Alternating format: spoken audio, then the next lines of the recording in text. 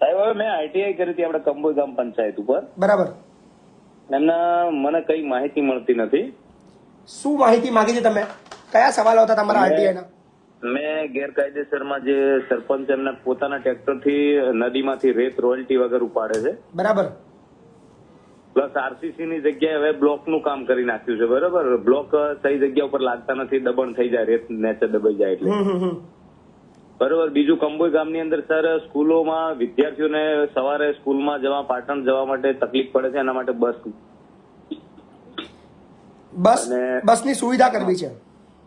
હા સર. બરાબર છે. અત્યારે હું તમને જોઈ જ રહ્યો હતો.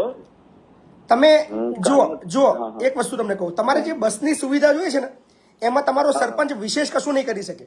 તમારો સરપંચ ખાલી એના લેટર પેડ પર ખાલી માગણી કરી શકશે તમારા ડીટીઓ સાહેબને, ડિસ્ટ્રિક્ટ મતલબ ટ્રાન્સપોર્ટ ઓફિસર તમારા જે છે ડીટીઓ સાહેબ, તો ત્યાં વિભાગની અંદર તમારા આખા ગામના બધા લોકો પહોંચી જાઓ.